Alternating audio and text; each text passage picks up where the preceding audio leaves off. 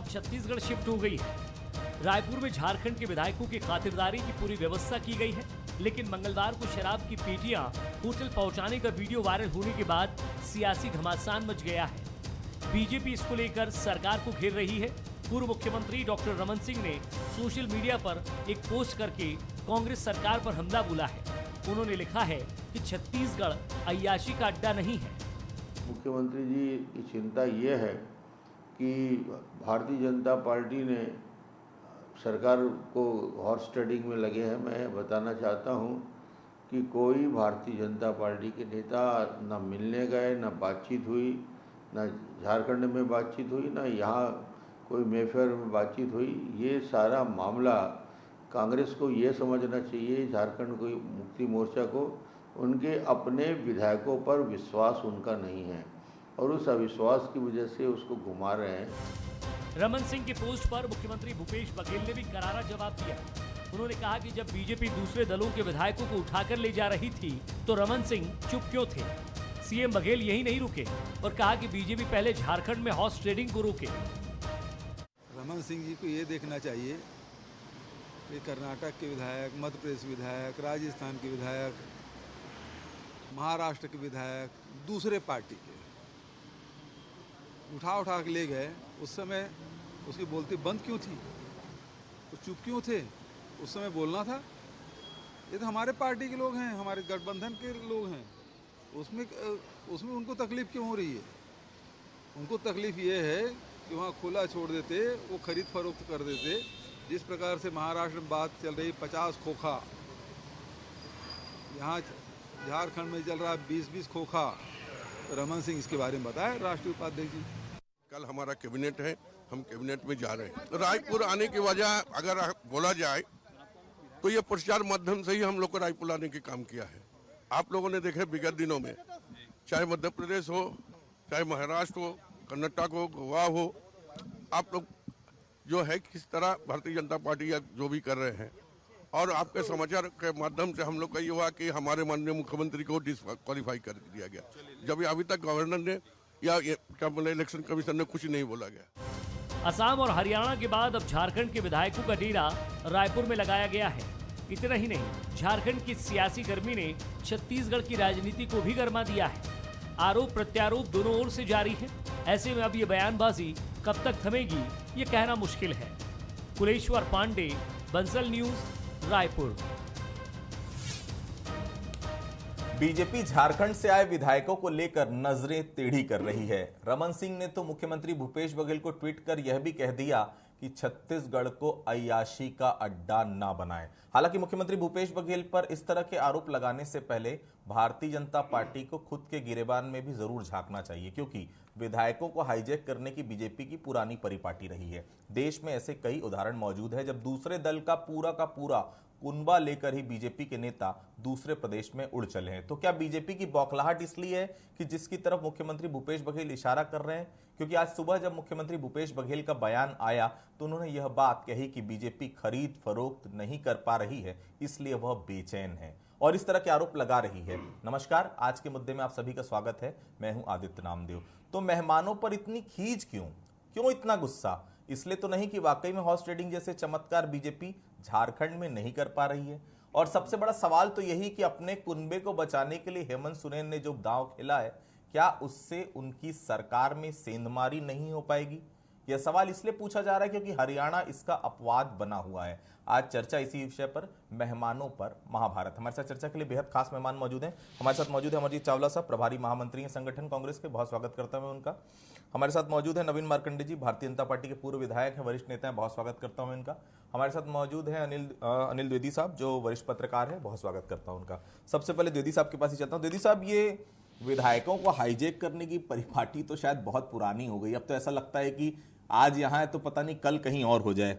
लेकिन ये तल्खी क्यों, इतनी ज्यादा तल्खियां? दूसरे प्रदेशों में भी हमने देखा है, मध्य प्रदेश में देखा, बाकी जगहों पर देखा, लेकिन यहां तल्खियां अचानक बढ़ गई है। क्या ये झुंझुलाहट है या फिर वही है कहीं पे निगाहें कहीं पे निशाना? क्या कहेंगे दीदी साहब? आदित्य, मैं आपकी लास्ट जो लाइन है उसी को आगे बढ़ाऊंगा कि मदन मोहन दानिश का एक बहुत अच्छा शेर था कि कोई जब शहर से जाए तो रौनक रूठ जाती है, किसी के शहर में मौजूदगी से कुछ नहीं होता।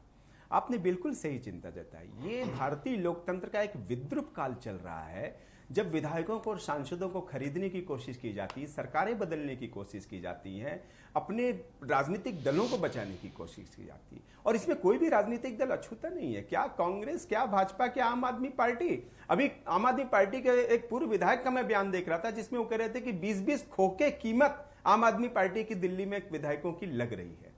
और ऐसा नहीं है कि ये सिर्फ केंद्र की बीजेपी सरकार में हो रहा है या प्रदेश में कांग्रेस सरकार में हो रहा है, ऐसा नहीं है। हमने इसके पहले भी देखा, नरसिम्हा राव की सरकारें थी, तब भी सांसद खरीदे गए, दे 2-2 करोड़ में खरीदे गए। तो ये है कि सरकारें बचाने के लिए आप ये कोशिश करते हैं, और ये गलत नहीं है। किसी भी लोकतंत्र का चीरहरण जब करने की कोशिश कोई भी दल करेगा, तो ये विपक्षी दल का अधिकार है कि वो उससे बचाए। लेकिन देखिए, दर्द वाली बात क्या है? दर्द वाली बात यह है कि आपका राज्य सिसकियां भर रहा है, आपका राहें भर रहा है, और आप रिसोर्ट में गुलछर्रे उड़ा रहे हैं। झारखंड में आप देखिए 2-2 केस हो गए, एक लव जिहाद का केस हुआ, दूसरा कल फिर एक दलित महिला के साथ बलात्कार का केस हुआ। और विधायक क्या कर रहे हैं वहां पर रह के, मुख्यमंत्री क्या कर रहे हैं? तो ये बड़ा प्रॉब्लम है। और देखिए, सिर्फ अभी विधानसभा चुनाव में सरकार बचाने के लिए, और ऐसा नहीं कांग्रेस सिर्फ इसलिए अवसर तलाश रही है, ऐसा नहीं है। राष्ट्रपति चुनाव में हमने देखा कि राष्ट्रपति चुनाव होने थे और कर्नाटक में भाजपा ने अपने विधायकों को होटल में बाड़ेबंदी करके रखी थी। राजस्थान में गहलोत सरकार को देखिए, उन्होंने बाड़ेबंदी करके 108 विधायकों की 16 दिन तक बाड़ेबंदी की। तो ठीक है, आपका ये अधिकार है, आपकी सुरक्षा है। अब देखिए, विधायक खरीदे जा रहे हैं, उनको धमकाया जा रहा है, तो कोई ना कोई प्रभावित होता है। आप शिवसेना को देखिए, आप रिश्तेदार तक फोन नहीं कर पा रहे थे अपने विधायकों को, लेकिन उन्होंने सरकार बचाई। कांग्रेस ने अपनी सरकार बचाई। हाँ, मध्य प्रदेश में जरूर खेल हो गया, मध्य प्रदेश में कमलनाथ सरकार चली गई, उन्होंने अपने जरूर विधायक बचाए, लेकिन वहां बीजेपी सफल रही। तो रिजल्ट कुछ भी हो सकते हैं। कुल मिलाकर बात यह है कि लोकतंत्र का चीरहरण नहीं होना चाहिए। जनता की सुप्तियां को, कराहों को शांत करना, यह राजनीतिक दल का प्रमुख काम है, किसी भी सरकार का नैतिक धर्म है। मार्कंडे साहब, बीजेपी करती है तो वो चीज सही हो जाती है, तब आप आंखें बंद कर लेते हैं। कांग्रेस अपने विधायकों को लेकर आ रही तो पछता नहीं है भारतीय जनता पार्टी को। दिक्कत क्या है भाई? उनके विधायक हैं, यूपीए की सरकार है वहां पर, झारखंड मुक्ति मोर्चा कांग्रेस वहां अलायंस में। दिक्कत क्या है? वो उनके विधायक यहां आए, होटल में रहे, रिजॉर्ट में रहे, पिकनिक मनाए। बीजेपी का पेट क्यों दुख रहा है भाई? देखिए नामदेव जी, कौन कहाँ जा रहा है और क्यों जा रहा है वो हमारा विषय नहीं है, और हम उस पर किसी प्रकार का टिक्का टिप्पणी भी नहीं करते। लेकिन आप प्रश्न इसका है कि जिस राज्य में ये घटनाएं हुई, अंकिता के साथ जो घटनाएं हुई है और भी घटनाएं हुई है, तो मेरे कहने का मतलब है जो घटनाएं हुई वो बहुत संवेदनशील घटनाएं हैं, और ऐसी घटनाओं में आप ध्यान नहीं देकर सरकार चला रहे हैं। किसके लिए आपकी सरकार बनी है? जनता के लिए। अब जनता को छोड़कर आप जो है रिसोर्ट में है, और आप वहां जो है जैसे पाए वैसे मौज मस्ती के साथ जीवन जी रहे, तो इससे क्या है? आपकी क्या प्राथमिकता है या आपकी संवेदनाएं क्या है, ये झलकता है। और दूसरी चीज ये है कि जिस तरह से हो सकता है 5 दिन 6 दिन अंकिता को अगर एयरलिफ्ट करते, उनको ट्रीटमेंट मिलता कहीं अच्छे जगह पर, हो सकता है उनकी जान बच जाता, तो क्या ये संवेदनाएं नहीं है? क्या ये उनको काम करने की उसकी ये नहीं थी? अब दूसरी चीज है कि आप छत्तीसगढ़ भी आए हैं, अच्छी बात है, हमको कोई रोक टोक नहीं है, हम तो उस पर कोई प्रश्न भी नहीं खड़ा कर रहे। लेकिन कर रहे हैं कांग्रेस वाले तो रमन सिंह जी को या बाकी लोग के पेट में दर्द क्यों हो रहा है? लेकिन प्रश्न इसका है ना कि आप देखे हैं कि जिस रिसोर्ट में उसको रोके गए हैं, वहां पर जो है मदिरा परोसा जा रहा है, वहां पर और भी अन्य सारी चीजें लेके जा रहा है, और ऐसे चीजों में शराब पीना मना है क्या? स्पष्ट नहीं, मना नहीं है, लेकिन छत्तीसगढ़ शासन की गाड़ी में पहुंचा कर देना, ये कौन से जो है कानून में लिखा है कि छत्तीसगढ़ सबको परोसे? अगर ये छत्तीसगढ़ की सरकार उसको परोस रही, तो जनता को अगर जो पीना चाहते उनको अगर वो जाके उनके घर में देंगे क्या? तो मेरे कहने का मतलब है, हमको इस चीज का विरोध नहीं है कि वो यहाँ आए हैं, वो आए यहाँ जिंदगी भर रहे, हमको क्या दिक्कत है। लेकिन प्रश्न इसका है कि आपकी संवेदनाएं मर गई है, और आप जिस चीज का जिनका संरक्षण सेवा का आपने संकल्प लिया, उस व्यक्ति या उस जनता को छोड़कर आप रिसोर्ट में कैद हो गए हैं। ये सबसे बड़ी दुख की बात है कि आप अपनी जिम्मेदारियां, कर्तव्य, सारी चीजों को भूल गए हैं। चावला साहब, भारतीय जनता पार्टी आपके कर्तव्य को याद दिला रही है। दूसरी बात जो गहन चिंतन की बात है, आपने पिछली बार भी हरियाणा से विधायकों को बुलाया, सेंधमारी तो हो गई ना, रोक तो पाए नहीं आप। और आपको अपने विधायकों पर भरोसा क्यों नहीं है? सबसे बड़ा पॉइंट वही है, कांग्रेस के विधायक हैं, कांग्रेस के चुनाव चिन्ह पंजा से वो लड़े, उन्होंने वहां पर चुनाव में जीत दर्ज की, विधायक बने, जनता ने उनको चुनकर भेजा। तो ये है क्या? क्यों जिसको जाना है वो जाएगा, आप रोक तो सकते नहीं है। चाहे आप इनको रिजॉर्ट में रोक लें, चाहे सादत सत्कार कर लें, जितना भी कुछ भी कर लें, जिसके मन में आ गया उसको जाना है वो आप रोक नहीं सकते। और ये चल क्या रहा है? वो एक फिल्म का डायलॉग था अनिल द्विवेदी साहब की, सुबह का नाश्ता रांची में, शाम का खाना रायपुर में, फिर सुबह का नाश्ता रांची में। प्लेन क्या है? कोई साइकिल वाइकल है क्या? 2 विधायकों को लेकर आ रहा है, फिर 4 विधायकों को लेकर। ये पैसा किसका है भाई? जनता का तो है। और जनता जवाबदेही तो मांगती है ना कि आखिर पैसा किसके लिए वेस्ट कर रहे हैं आप लोग। चावला साहब, निश्चित तौर पे मैं आपकी बात से बिल्कुल सहमत हूँ। जनता जवाब मांगती है, जनता के प्रति जवाबदेही होनी भी चाहिए। और मैं ये कहता हूँ सर, इनको तकलीफ इस बात की है कि सरकारी गाड़ी में शराब, मैं ये बोलता हूँ कि भाई वो शराब की कौन सी पेटी में लिखा था कि ये शराब किसके लिए जा रही है? कौन से किसी को आपने शराब पीते हुए कैमरे में कैद कर लिया?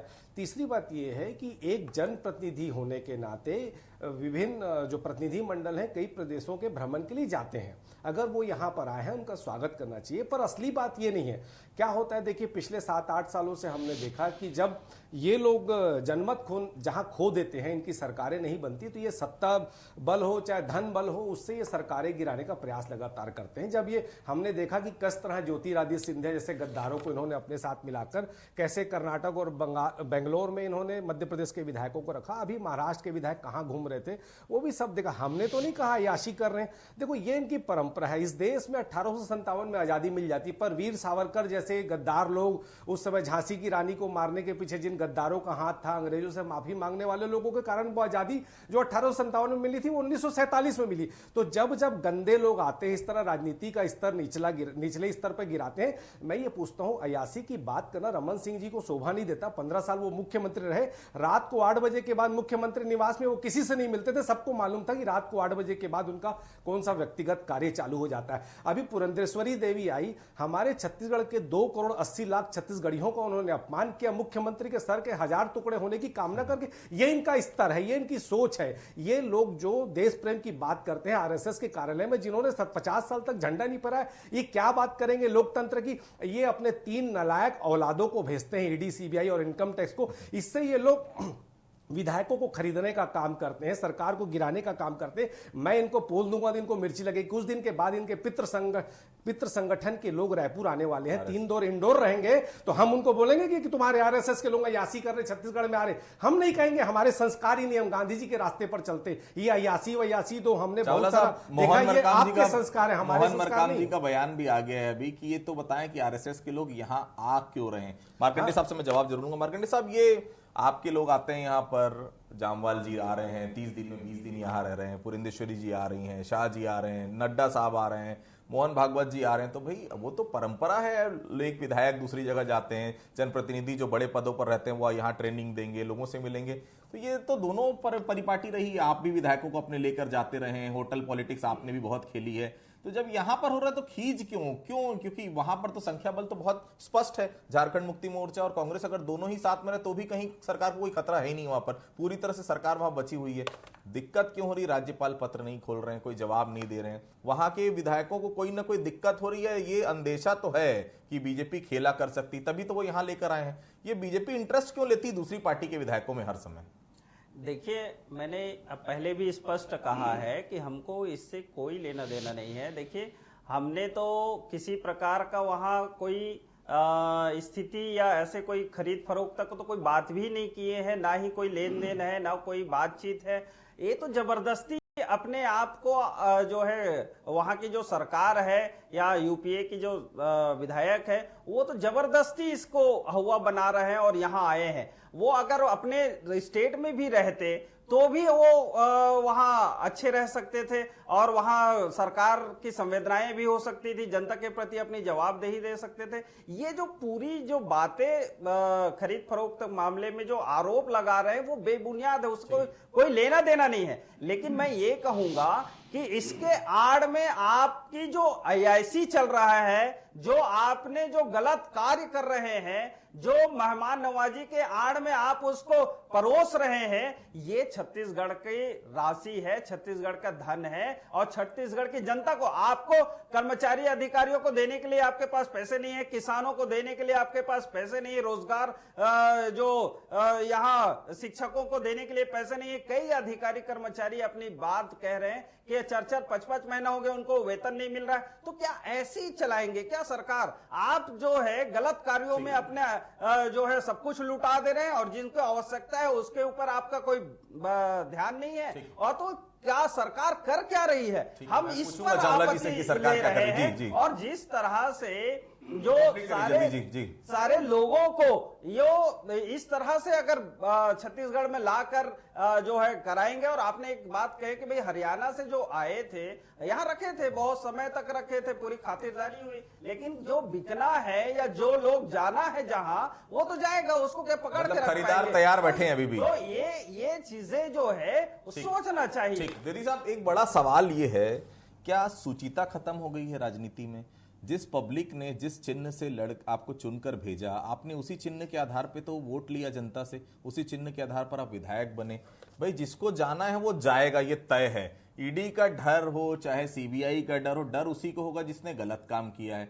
तो ये ऐसा जरूरत क्यों पड़ रही है अब विधायकों को? ये क्योंकि ये देखिए, ये शुरुआत बहुत दिनों से चल रही है, बहुत सालों से चल रही है और इसका कोई अंत नहीं है। कहीं ना कहीं जनता को ये तो नहीं लगता कि हमने चुनकर भेजा किसको है? जब वो अपनी पार्टी के प्रति ईमानदार नहीं है, अपने चुनाव चिन्ह के प्रति ईमानदार नहीं है, तो क्या जनता के प्रति ईमानदार रह पाएंगे वो? आदित्य, मैं 2 कारण उठाऊंगा, बहुत अच्छे तर्क रखूंगा दोनों। पहले तो बड़े अच्छा सवाल आपने उठाया कि ईडी और सीबीआई का इस्तेमाल होता क्यों है, और ये तो अभी हो रहा है। इसके पहले के 50 साल में क्या क्या हुआ? सरकार बचाने के लिए राज्यों की सरकारें बर्खास्त कर दी गई, धारा 356 लगा करके। कहीं फ्लोर टेस्ट का मौका ही नहीं दिया गया। जाने कितनी बार मजे करते हैं, 2 दर्जन से ज्यादा राज्य सरकारें धारा 356 लगा करके बर्खास्त कर दी गई, फ्लोर टेस्ट की कोई बारी नहीं आई। इसके बाद आप देखिए, सरकार बचानी थी केंद्र सरकार की, तो आपातकाल लगा दिया गया, देश में इमरजेंसी लगा दी गई। 2.5 साल तक चुनाव नहीं हुए, प्रतिपक्ष के नेता जेलों में रहे, विधायक जेलों में रहे, सब कुछ रहे सरकार बचाने के लिए। और आज यदि सरकार बचाने के लिए विधायक होटलों में कैद है, तो ये भी वही स्थिति है। कम से कम अभी ये तो है, नैतिकता इतनी राजनीतिक दलों में बची है कि वो फ्लोर टेस्ट पे आकर के कम से कम सरकार बचा रहे हैं। इसलिए फ्लोर टेस्ट साबित करने के लिए ये सारी कवायद चल रही है। लेकिन पिछला इतिहास नहीं भूलना चाहिए राजनीतिक दलों को। सरकारें बचाने के लिए उन्होंने क्या क्या किया, ये काला इतिहास इस देश के राजनीतिक दल का राजनीति के क्षेत्र में है। दूसरी बात जो रमन सिंह ने कही, और मैं उनके बयान से इत्तेफाक नहीं रखता, उन्होंने क्या कहा कि रायपुर ही क्यों आते हैं विधायक? रायपुर के विधायक इसलिए रायपुर में आते हैं, शरण लेते हैं, क्योंकि यहां जो मुख्यमंत्री भूपेश बघेल है वो उनकी राजनीतिक स्ट्रेटजी का लोहा मानना पड़ेगा। चाहे वो असम हो, चाहे दूसरे राज्य में सरकारें हैं, आप देखिए कि यहां से वो जो भी विधायक आए, जो भी यहां से गए, सरकारें बची हैं। मुख्यमंत्री भूपेश बघेल स्ट्रांग लीडरशिप रखते हैं। वो बीजेपी की पैतरेबाजी को खारिज करने में, उसके बयानों को करारा जवाब देने में माहिर हैं। उनकी अपनी स्ट्रेटजी है। आप देखिए कि अभी बीच बीच में जब बीजेपी ने विधानसभा में मोशन ऑफ लेकर के आए, आप सरकार जीती, तो मुख्यमंत्री भूपेश बघेल ने अपने आप को एक स्ट्रांग लीडर के तौर पर साबित किया है। और यह भरोसा कांग्रेस आलाकमान के बीच भी है। इसलिए आप देखिए कि यूपी में चुनाव होते हैं तो छत्तीसगढ़ का मॉडल मुख्यमंत्री भूपेश बघेल की तारीफ होती है। तो राजनीतिक जो क्षेत्र है, राजनीतिक की जो कवायद है, जो चुनावी रणनीति है, मुझे लगता है मुख्यमंत्री भूपेश बघेल कांग्रेस के लिए एक बहुत बड़ा वरदान के तौर पर सामने आए हैं कि वो सरकारें बचाते हैं। और इसीलिए यहां पर सारे राजनीतिक कांग्रेस के विधायकों का और दूसरे दलों का भी भरोसा छत्तीसगढ़ में बढ़ रहा है। चावला साहब, बात वहीं की वहीं है अभी कि विश्वास क्यों नहीं है आपस में? आप भी जिला अध्यक्ष से लेकर यहां तक पहुंचे, आपको भी कई बार लालच आए होंगे, कई बार दूसरी पार्टियों के ऑफर आए होंगे, लेकिन आपने कांग्रेस तो नहीं छोड़ी। लगातार 15 साल विपक्ष में आप रहे। फिर इन विधायकों को थोड़ा लालच मिल जाता है, हो सकता है कोई और तरीके से डराया धमकाया भी जाता हो, जैसा कि आप आरोप भी लगाते हैं आप लोग, लेकिन उसके बाद भी पार्टी को क्यों ये छोड़कर दूसरी जगह चले जाते हैं? हरियाणा में हमने देखा आप लोगों ने लाख किलेबंदी की, लेकिन हुआ वही जो नेता प्रतिपक्ष धर्मलाल कौशिक जो तत्कालीन हुआ करते, उन्होंने कहा था, अनिल दीदी साहब आपको याद होगा, कि क्रॉस वोटिंग तो होगी ही, ये शब्द थे उनके। क्या इस बार बचा पाएंगे रायपुर में रखकर आप? देखिए ऐसा है कि सबसे पहले मैं जवाब दे दूं कि ऐसा क्यों, तो उसके लिए सिर्फ एक लाइन कहना चाहूँगा कि कुछ तो मजबूरियां रही होंगी, वरना यूं ही कोई बेवफा नहीं होता। वैसे सिर्फ बात वो नहीं है, देखो आप पर्दे के पीछे की सच्चाई ये है कि एक राजनेता का एक स्टाइल हो गया आजकल की चर्चा में रहना था कि विवादित बयान दो। रमन सिंह जी की राजनीतिक हत्या हो चुकी, उनके दोनों समर्थकों को अध्यक्ष और नेता प्रतिपक्ष से हटा दिया गया, उनकी पूछ परख है नहीं, उनका जनाधार खत्म हो गया, उनको मालूम अगली बार टिकट भी नहीं मिलनी है। तो ये चर्चा में रहने के लिए ये सरकार को मालूम है कि अगली बार 23 में भी कांग्रेस की 75 से ज्यादा सीटें आने वाली है। इनका आदिवासी विरोधी चेहरा उजागर हो गया कि आदिवासी दिवस के दिन उन्होंने आदिवासी अपना प्रदेश अध्यक्ष हटा दिया, और इस चेहरा इनका बेनकाब हो गया कि आदिवासी मुख्यमंत्री झारखंड उसका भी षड्यंत्र कर रहे हैं। ये नवीन भाई खुद बैठे हैं, इनका आरक्षण को खत्म करने का काम भी बीजेपी कर रही है। ये षड्यंत्र SC ST के खिलाफ जो लगातार करे, मेरा बात सुन लीजिए नवीन जी, और उसके अलावा देखिए रमन सिंह जी में जरा नैतिकता होती तो महंगाई के बारे में बात करते, बेरोजगारी के बारे में बात करते, गैस के बारे में बात करते, यहां पे जो शानदार किसानों को 2640 रुपए मिल रहा है उसके बारे में बात करते, वो 7 वनोपज खरीद रहे थे, हम 63 खरीद रहे हैं उस पर बात करते, आत्मानंद स्कूल में जो हम पढ़ाई दे रहे हैं अच्छी उस पर बात करते, धनवंतरी योजना के तहत हम सस्ती दवाई दे रहे हैं उस पर बात करते। अरे और तो और इनको शर्म आनी चाहिए, 60 ट्रेनें हमारी रद्द कर दी गई, रमन सिंह जी के मुंह से एक आवाज नहीं निकली, और अय्यासी की बात करते। 8 बजे के बाद वो मुख्यमंत्री निवास में रोज क्या करते थे, आज उनकी पूछ परख बंद हो गई, उनके ऊपर विश्वास करने वाला काम खत्म हो गया।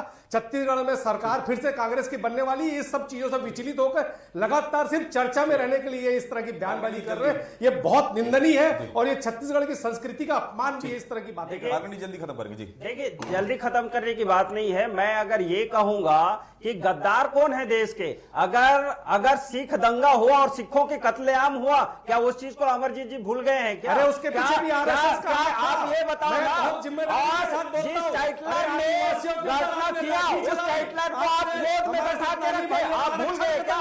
जो राजीव गांधी ने कहे मजबूत पेड़ गिरता है धरती में उससे भी आप सहमत है क्या सहमत है क्या? दूसरी चीज आपके कार्यकाल में 12 विधायकों को खरीदा गया, क्या उस चीज को भी भूल गए क्या? माफी मांगनी चाहिए, जनता से माफी मांगनी चाहिए, जनप्रतिनिधियों से माफी मांगनी चाहिए, बहुत गलत बात है। एक छत्तीसगढ़ की जनता बिल्कुल बर्दाश्त नहीं करेगी, और आने वाले समय में पूरे 75 सीटों पे हम उखाड़ के फेंकेंगे। अरे महंगाई पे उज्ज्वला में बैठे हुए हैं, हम जो गरीबों की तरफ है, आप उसकी बात करने छोड़े, सिर्फ चर्चा में रहने के लिए आप हल्की बातें कर रहे हैं। तो देखिए आरोप प्रत्यारोप का दौर लगातार चल रहा है, लेकिन एक बात बेहद साफ है, सवाल अभी भी वहीं पर लाजमी है कि आखिर विधायक अपनी पार्टी के प्रति ईमानदार क्यों नहीं होते, क्यों उनको झारखंड से रायपुर आना पड़ रहा है, और क्यों भारतीय जनता पार्टी को उनके रायपुर पे आने में तकलीफ है। क्या झारखंड में भी कोई हॉर्स राइडिंग का खेल चल रहा है? ये तमाम वो सवाल हैं जो अभी भी लाजमी हैं। जवाब बेहद साफ है कि वहां का झारखंड का क्या नतीजा निकलेगा ये तो समय बताएगा, लेकिन एक बात बिल्कुल तय है, कहीं ना कहीं असमंजस की स्थिति थी, इसीलिए सभी विधायकों को रायपुर लाया गया। तो फिलहाल आज के मुद्दे में आप सभी लोग जुड़े, आप सभी लोगों का बहुत बहुत धन्यवाद। तो आज के मुद्दे में फिलहाल इतना ही, कल किसी अन्य मुद्दे पर फिर से मुलाकात होगी, तब तक के लिए बहुत बहुत धन्यवाद।